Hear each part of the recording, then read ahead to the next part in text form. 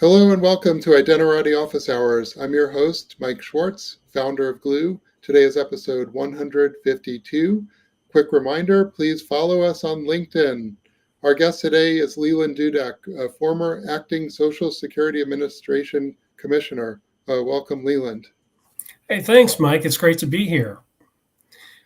So before we dive into the topic, maybe you could tell us your story. How did you go from, an IT fraud person to acting SSA commissioner? Well, that's a long story, and a lot of that's already been written about, but I'm happy to share with you and the group here a quick snippet of it. So I've spent about 20 years in the federal government as a federal employee. And before that, I was a contractor working in IT security principally. I've had a great career that started out being a security architect during COBEL litigation with the Department of Interior, trying to get them back on the internet. That moved to working on some interesting projects related to trusted internet connections. With DHS and other agencies to try to secure network infrastructure so that we could get online and feel secure in sharing data, and folks had confidence in what they're getting from the government and exchange of information back and forth. That wound up leading into being part of the Recovery Accountability and Transparency Board as the CISO over there. And I was very proud to do that during the Obama administration. It was a great chance to understand how the IG organizations work. We were the IG of IGs responsible for oversight of the stimulus package for the Recovery Act funding during the economic collapse in 2008, 2009, which seems like it was yesterday, but it was literally 15 years ago, right?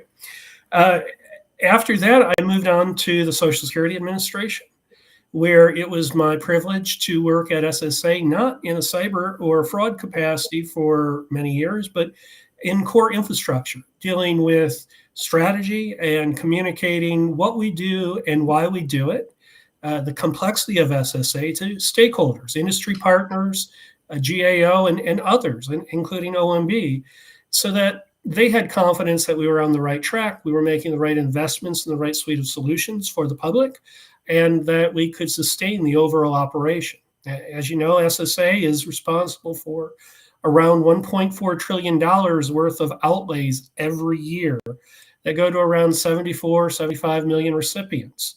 It's the largest public contact mission in the federal government, with over 1,198 field offices. It has a national 800 number that receives over 80 million calls a year, and a digital presence that undergoes around 400 million transactions per year. So it's a huge enterprise. From there, actually wound up getting picked up by the fraud team as part of a swap. I was working with the infrastructure team, and the fraud team wanted to bring me on board because of my cyber background and my anti-fraud IG background, because they were looking to create a more robust anti-fraud program within the SSA. And we did a swap because the guy they swapped me out for was Devin Fenstein, who is the head of SSA's digital identity program, responsible for implementing login credentials with login.gov and ID.me throughout the enterprise to be used by citizens. From there, I was fortunate enough to make contact after the election.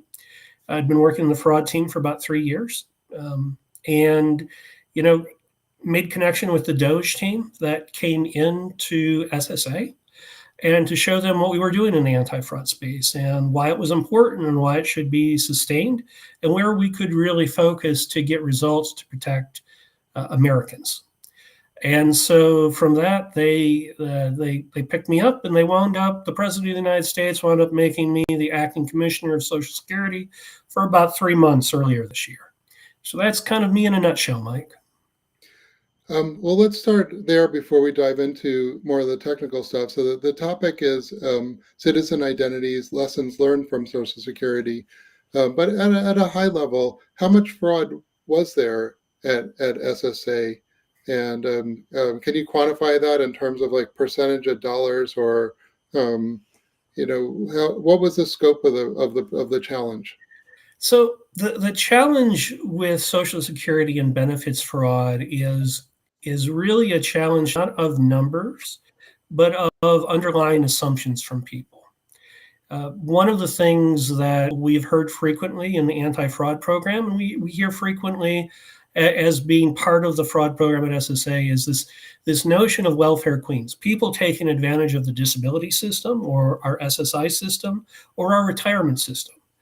And SSA has worked really hard since the Reagan era so that most folks that are ineligible for those benefits don't receive those benefits. We take a lot of pride in getting the right check to the right person at the right time. So our overall fraud rates are well below what we would consider industry standards. And the industry standard kind of fraud rate is quantified by like a Visa or MasterCard, right? They generally have industry standard fraud rate of around maybe 4%. The challenge with SSA is, again, we're doing $1.4 trillion in outlays every year. So any program, no matter where you're at, is going to experience some kind of fraud. It's inevitable. People just are people, and there's some bad people out there that take advantage of the system. Our fraud loss rate, for instance, for direct deposit fraud, was minuscule compared to the $1.4 trillion we have in outlays, well below a 4% average, well below a 1% average, but was around $100 million per year. And that's a lot of money. And the public considers every dollar sacred. And so when you're looking at fraud losses in direct deposit fraud of around $100 million, the administration really wanted to take action to make the agency more responsive and more accountable to what the public expectations were in the fraud arena. SSA administers several different programs.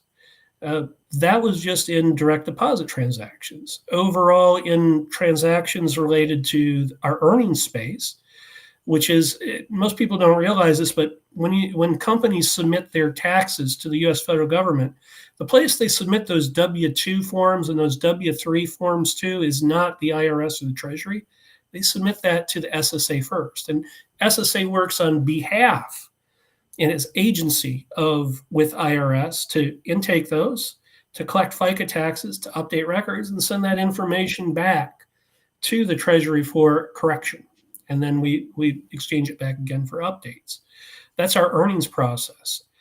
What we were seeing in terms of earnings process, in terms of tax fraud, was a much higher amount. That's on the order of $20 billion plus.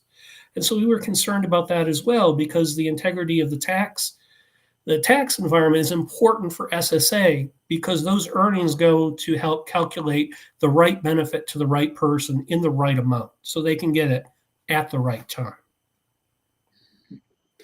When I think about this fraud, I think of a lot of the root cause must be the underlying identity of the person and their ability to assert that identity. The topic today is citizen identity. So how much of the problem that we're talking about is related to how accurately in the US we record a person's birth and their death?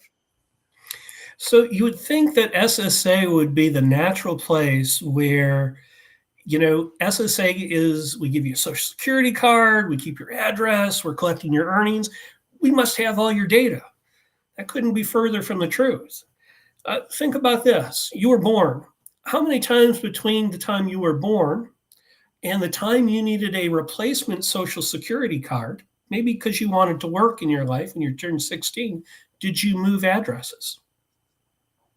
As a child, SSA would have no record of you moving addresses. Yeah. Our I don't even interaction. think that they actually have good records until, especially when I start getting benefits, it becomes more important probably to have the current address. But That's right. probably before that, a lot less so. I don't know that the SSA knows my address today, for example. We But don't. it is on my taxes too, though. Well, it's on your taxes, but again, the tax information we receive is sequestered off. And so We have that, but there's very limited use. There are two pieces of legislation that limit how we use your data, and we respect those wholeheartedly. They are the Privacy Act and the Computer Matching Act, right? So just because we have earnings data for IRS doesn't mean we can cross-match those against other systems and services we have to identify you. And it also doesn't mean that we can do that in a holistic digital identity sense. So to answer your question is, the federal government has less information about you that it can cross-correlate and help to provide you a digital identity than industry does. And that's a little scary, but that's what citizens want. Citizens Not want their surprising. privacy I intact. thought that's an industry, given how much Google collects on me. Um, but a lot of people point to the birth certificate Mhm. as a lot of the problem, or the source of the problem around identity fraud, because it's easy to get a birth certificate, and that birth certificate is not really biometrically tied to a person. The hospital is very, maybe has differing varying levels of diligence that goes on to positively identify a person. Um, so that assessment correct? And what do you think is there something that we can do to maybe strengthen what is the registration of the human into this SSA, database in the first place? That's a great question. We do not have a national system of identity in this country. Yeah, birth certificates are a great example of this. Birth certificates are regulated by the states and a lot of times by the locality. SSA has policies and procedures in place and how people are supposed to use those certificates when someone is born, or use the forms and the data exchanges in order to enumerate someone, give them a social security number and card. But the actual enforcement mechanisms, the actual issuance of those items are on the individual states, and there's 50 states.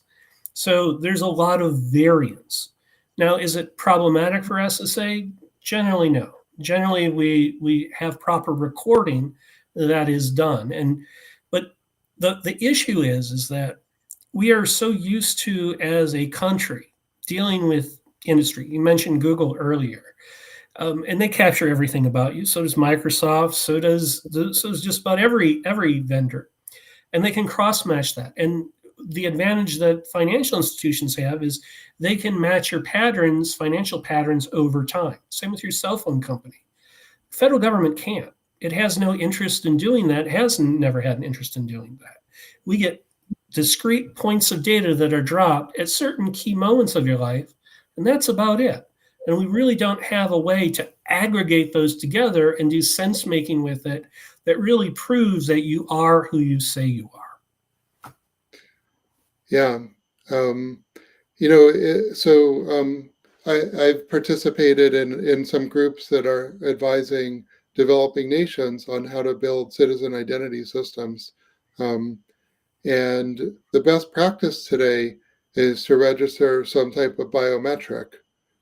So MOSIP, for example, is a platform that collects data and then interfaces with the national registry, i.e., the database. And so there's a process for collecting biometric data, and then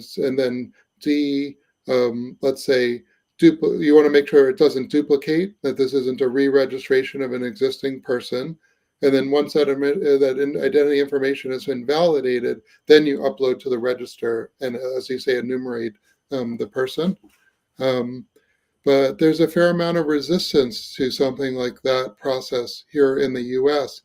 Are we constrained? Is citizen identity constrained by that unwillingness of Americans to maybe entertain a more rigorous enrollment process?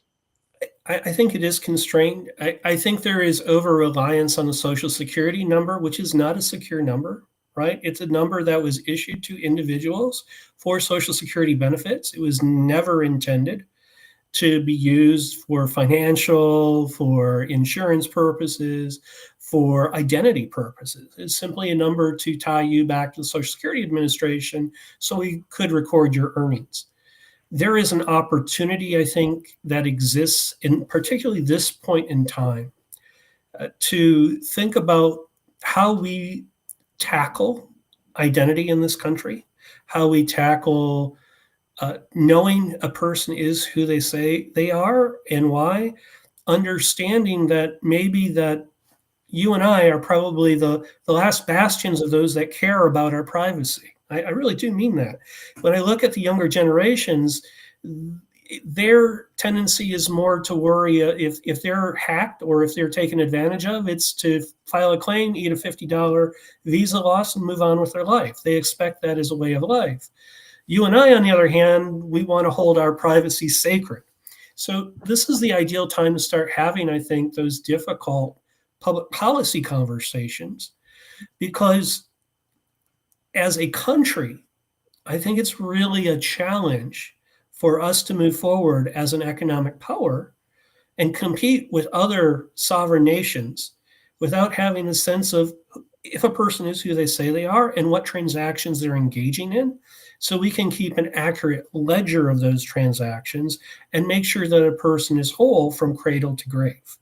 I think identity security is probably the number one challenge that we have as a nation within the next 20 years.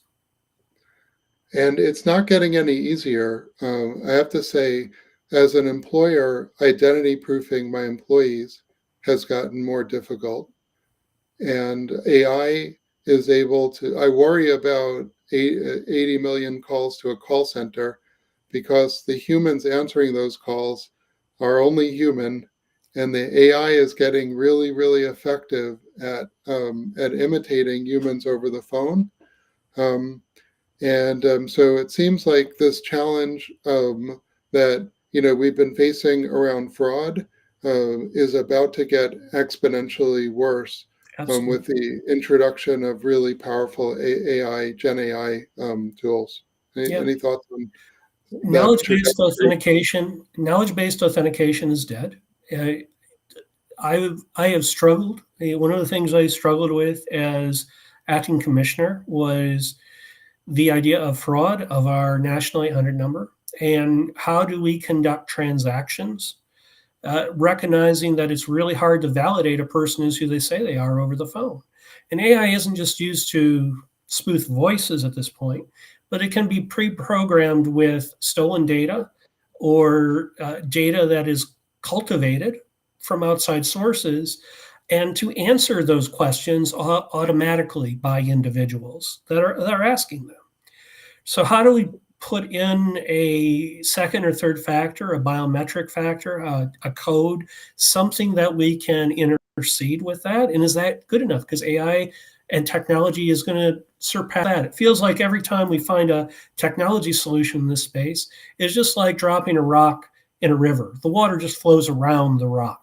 And it's very frustrating. So how do we continue to provide services, digital services, telephone services, in-person services, and how do we do it accurately while respecting a person's rights and fairly, right? That's what it's really about. And those are the kinds of conversations, I think, and the challenges that we're faced at the executive level. Government is really bad about tackling these issues until something bad happens, in my opinion. I see a lot more promise, and I've written about this before. I see what industry is doing around this is really fantastic. I think they tend to be more robust identity solutions. I like login.gov. I'm glad I'm seeing improvements in it, but we don't just need secure credentials that are issued to an individual at a point in time. We need management and watchfulness of those credentials over time, the patterns of behavior that are associated with them, to make sure that they have integrity throughout the life of that credential and the use of that credential and being tied back to a person, no matter what channel they're using. Yeah, and it's interesting that you mentioned login.gov or ID.me in the private sector as basically citizen identity providers that are able to authenticate citizens. Of course, that only works if the citizens are properly enrolled are identified, if the identity management process behind the issuance of the credential is good, then otherwise the credential itself doesn't help you. But at a certain level, the SSA, that's not the SSA's mission. Hmm. That's And exactly right. what we're seeing is it might not, the US government might be saying it's not even our mission. Private sector, you maybe know how to identify and authenticate people better. Hence, ID.me as a private company providing identification services to the government. Do you think that the login.gov model is right, where the government develops and operates this technology? Or do you think the private sector approach, where Google knows more about me maybe than login.gov and does a better job at identity services, should the government even be in this business at all of identification? So I want to preface this by saying there's kind of two things, fraud examples, that really break my heart at SSA. One is something that we can do about, and the other is one we cannot, and very frustrating. And we have not solved the second one. The first one is someone comes into the field office and their social security check has been stolen. And it is a diversion that has been a direct deposit diversion. It could be an account takeover. It could be one of a numerous things. But it literally, someone logged into an SSA system, maybe online, or called on the phone, or went to an office and changed someone's direct deposit information. Right, and we see this a lot in the tax space too. Like you file your return, but it's already been returned, paid to someone else. For SSA, we can do something about that. We can revert the transaction. We can make it personal. The other one that comes into the office is the more heartbreaking one, is someone comes in and their bank account information has been compromised. They're not receiving Social Security benefits. They're a victim of identity theft, but they're coming in because SSA has that human contact mission, that connection between the people and their government. And there's literally nothing we can do other than to send them to the FTC, which FTC is in charge of identity theft issues in this country. But FTC isn't in charge of identity. They're just in charge of identity theft, and they'll have you fill out a form and tell you to contact the credit bureaus. So I preface that by saying my sense of government is sort of not meeting citizens when we pass the buck like that. And our tendency is to pass the buck. So unless we really want to get serious about identity management in this country and have a really strong public policy conversation about it, then we probably should let industry, who does it better, take over. And not just that, but take it over in the sense that they have integrity with the credential throughout the life cycle of the credential. They're willing to be truly federated. It's really hard. I mean, I understand that state and locals want to use an authentication solution and they don't have a lot of money, but login.gov isn't truly federated. It relies on a core infrastructure that the agencies that use it place on top of it. So just because you have a login.gov credential with SSA doesn't mean you can automatically use it to access VA or SBA or state of Michigan. The commercial providers, they tend to do a better job of it. And there's precedence for this in the federal government. For years, NASA built rocket ships.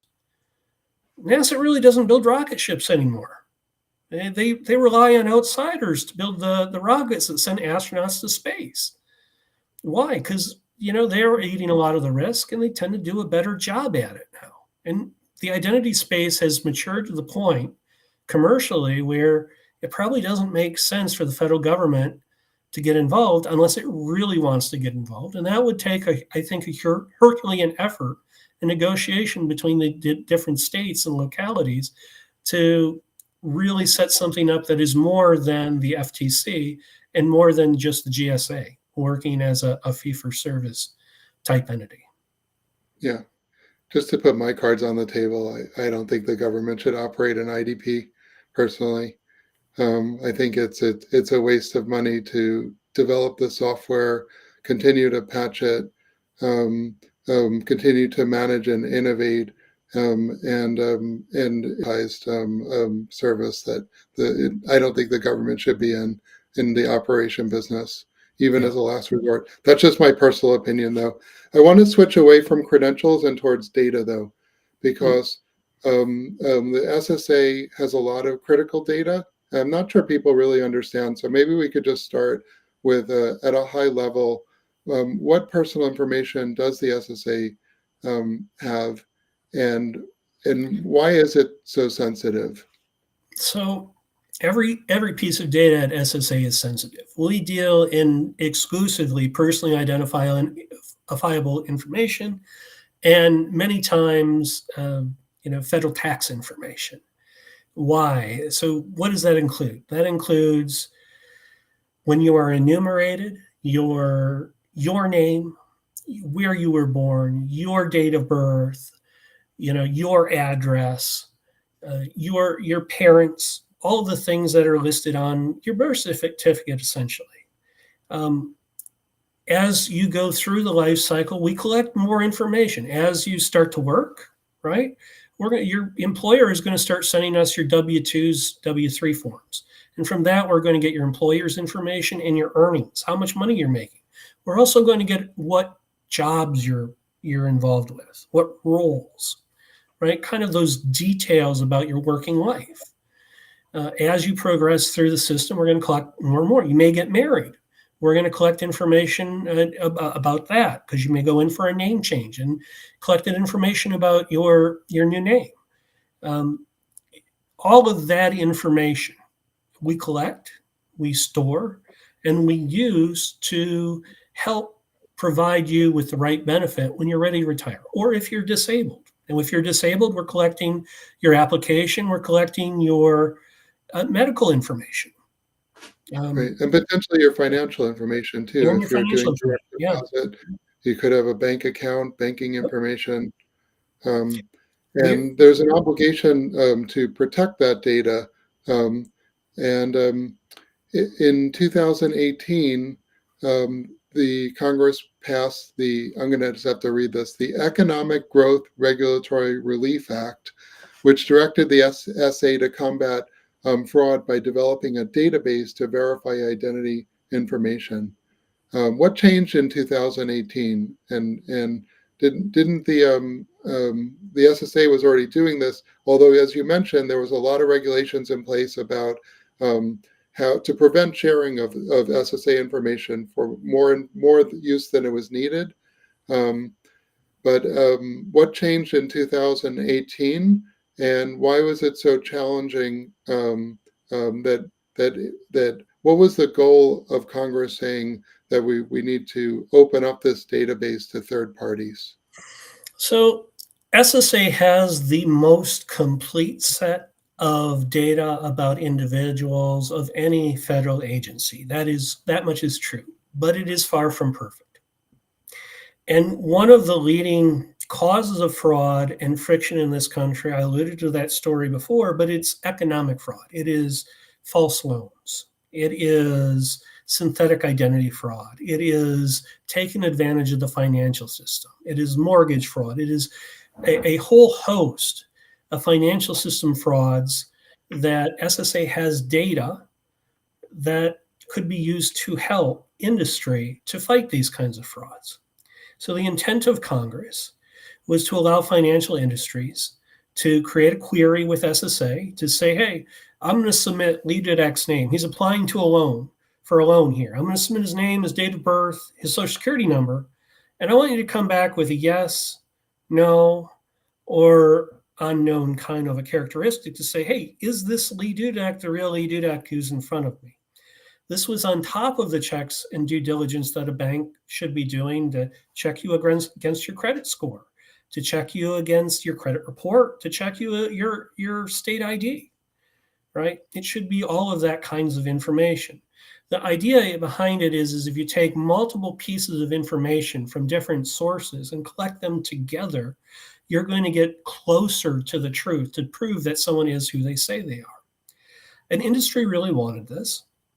industry has come back to us and said they want even more information. They want more clarity, especially when things have errored out. One of the things I was proud of when I was acting commissioner was this particular program is called ECBSV. And I worked really hard. We had a plan. We're famous for like 12-point plans. We had a plan where we were going to increase the information that went out to industry around this, and both do that and lower the cost, because organizations need to pay for this information. It's not free to them. And so I was happy to put it on an accelerated path so we could fight fraud a lot faster, because frankly, the fraudsters know that they can how to take advantage of the government and the financial system, because they know the federal government and the state governments and the local governments, we don't all talk together. And when we do talk to each other about these things, it's really slow and cumbersome. And so this is really a way that we can provide tools to prevent fraud out in the real world to help people. And it required congressional action to do that. So we have this new framework to share data and from what I understand, the data was mostly used by financial institutions or service providers working for financial institutions. But in order to get a better return on investment of that infrastructure, it probably would make sense to make this data available to a larger group of consumers, other organizations Absolutely. or entities. But that obviously comes with a lot of risks.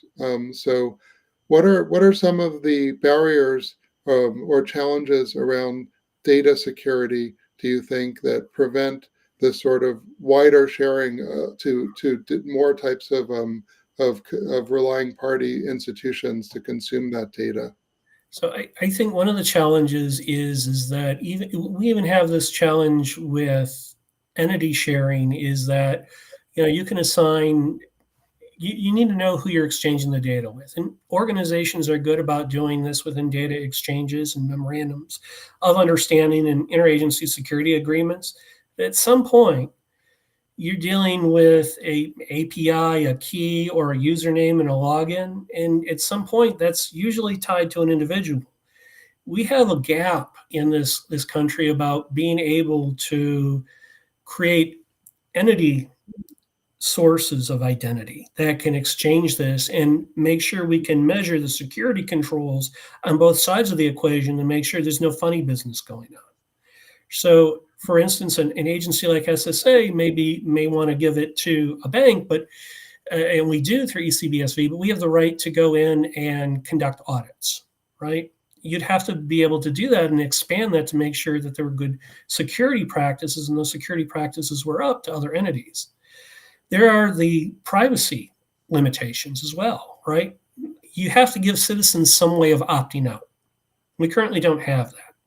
There is a real structural problem. You have a barrier in law for the Privacy Act that limits that. We needed legislation for ECBSV. You would need similar legislation, but if you want to move forward that, you have to give people, especially in the identity space, especially where government's concerned, the ability to not share data, to have control over their identity and how their information is used. I think you also, to go hand in hand, is you have to give them insights. So if they have opted in, where is it being used and by whom and how often and for what purposes? So it's both managing that infrastructure and about being transparent and giving people control of their information if you want to do it the right way. And none of that infrastructure exists right now. Yeah, so Glue worked on a project in the UK for an organization called DWP, the Department for Work and Pensions. And the goal of that project was to extend the ability for citizens to consent to data sharing agreements. Because, as you mentioned, there are challenges just inter-organization or interagency about, as the SSA, you're concerned about the level of protection of the data when you share data, for example, and that's why you might want to audit them. but the citizen themselves, in some cases, should have some type of ability to consent to this data sharing, or as you mentioned, some dashboard to view who information has been shared with, or to revoke perhaps a data sharing agreement.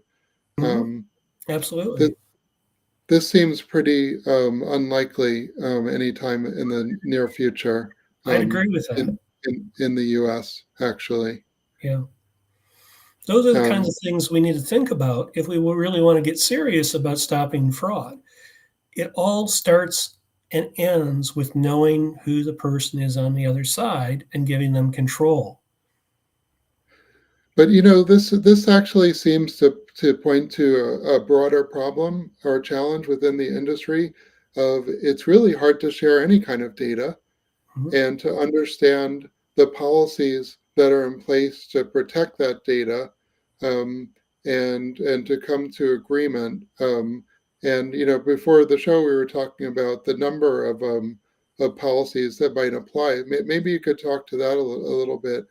How complex is it to actually govern the policies around um, data federation, i.e., sharing data with different organizations? Oh, it's tremendously hard. So while I was with the agency, we had a group called ODEPIN that was in charge of data exchanges, and a large amount of the work of that group and the associate commissioner was simply focused on trying to hammer out agreements with other federal agencies, state agencies, and local agencies about and private entities how they could use data and to what extent and what were the limitations on it and the controls.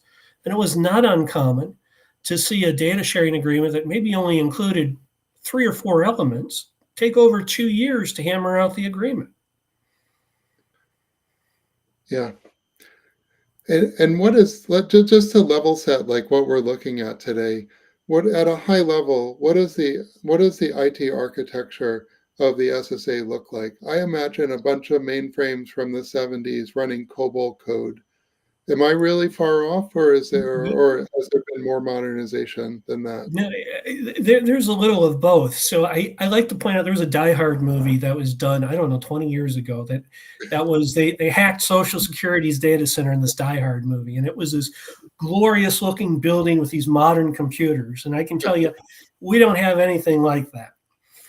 Um, we do have a really robust and modern mainframe environment. But yeah, a lot of that is running 60 million lines of COBOL code, much of it that was written in the 1970s that we don't have very good documentation on. Now, as we've progressed through modernization, we've taken a lot of that data and moved that up into cloud environments. We've taken a lot of that data and moved it into APIs.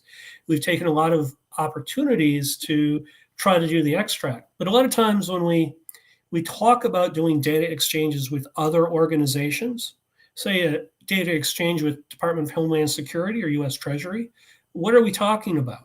Well, we're talking about loading for Treasury, orchestrating a payment file, loading it into the mainframe, sending it over the mainframe to Treasury's mainframe, them extracting it, and then thus creating a payment file or processing it from that as a batch activity. That's a huge constraint. In government needs to adapt to the way that we can share, information today. Government likes to talk a lot about cloud. We're not all part of the same cloud. Yes, just because SSA uses a cloud that is in Amazon, and just because, say, VA uses a cloud that's in Amazon, does not mean we're in the same cloud environment. There is no way to do an SCP from the node that's in SSA's session over to the VA session. There are controls that are put in place. Those environments are constructed strictly around the rules of each agency and their needs. And there's no intermingling between clouds of the federal agencies. And Yeah, this gets and even that's a more. good thing, though. Yeah, no, That's it a is. that's a It's feature, not a benefit, because there are challenges around. We don't want to share this data across agencies because people might not remember, but in the 70s, there was backlash against using the SSN number for in every agency being correlated and oversharing. And so there's a reason why those, let's say, firewalls between agencies exist. Um, but so it's not a bad thing, but realistically, the government itself needs a federation to share data, but also it needs to connect to the private sector in addition to that. And so there's a lot of data sharing, potential upside, let's say, but it sounds like what you're saying is that there's a lack of automation, both on the policy side and on the Absolutely. infrastructure side, and on perhaps um, the um, the ability of Americans to accept, this new technology that's maybe preventing any progress here. Absolutely. So SSA knows at a very high level what it has and what it does, and knows at a very discrete level what it has and what it does through over 18,000 individual policies. It's the gaps in between, the intermediaries. It's the relationship between different policies and different outcomes and different data sources. And for that, you really require good governance, and you need to have a good schema, and you have to have a good conversation about the data and how we want to manage it. My last question, and then we'll go to last thoughts. But KPIs is the popular term to track progress at a high level. What are some of the KPIs we might think about tracking to be able to get an understanding if an agency like the SSA is actually being effective at managing data sharing? What do we even look at, or how would we even govern it, or really? I always look at, do you have the fundamentals in place first? Do you have the data governance? Do you understand your risk tolerance for these activities? Do you understand when you put these types of data and data elements, the error rates that you get, your false positives, your false negatives? How are you cleaning your data? How are you updating it, and what frequency? Who are you sharing it with, and to what degree? Is it, it's about answering the fundamental questions. What's being used and why? And is it appropriate? One of the challenges I've always had is not about KPIs.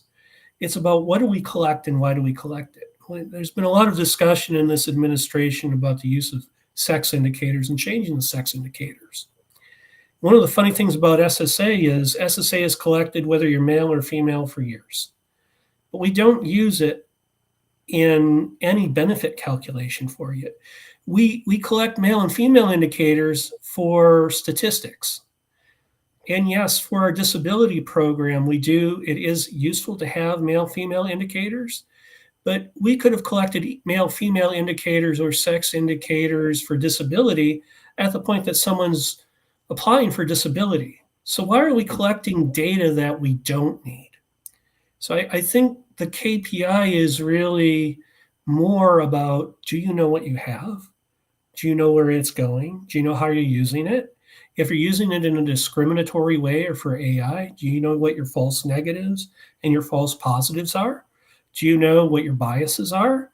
Do you know the appropriate application? And if you do harm someone with that data, what is the remedy that you're going to put in place to make sure you can make that person whole? Interesting. Yeah. So maybe one of the policies could be, is there no policy about this particular piece of data? And if there's no policy about it, maybe we don't even need it. Like Yeah. if it's never used for a decision, then it's just data is like toxic waste. If you have data that has no purpose, it costs you money and to protect it and for no benefit. Great. Well, we're right at the time limit, so let me give you last thoughts. What are you working on? What are any of the takeaways you want the audience to have?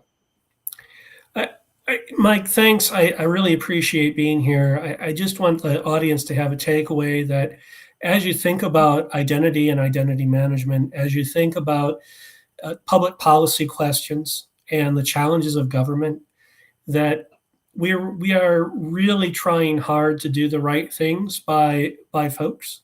That there are many constraints, and I'd encourage more thoughtful public policy conversations and engagement.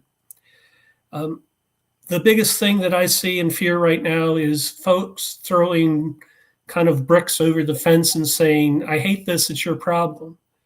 I'd encourage you is to participate in dialogue, to be thoughtful about this, to engage others, and to work together to help move agencies and the public forward. So thanks for having me. I really appreciate it. Awesome. Okay. So I just want to quickly announce the next episode, another conversation about AI agent. Um, I couldn't even imagine how this is going to intersect with government at this point. But Nicola Galla, who's a great Italian authorization expert, will be joining us on Thursday. With that, I'll say, Leland, thank you so much. This has been really interesting. And thank you, audience, and I'll see you next time.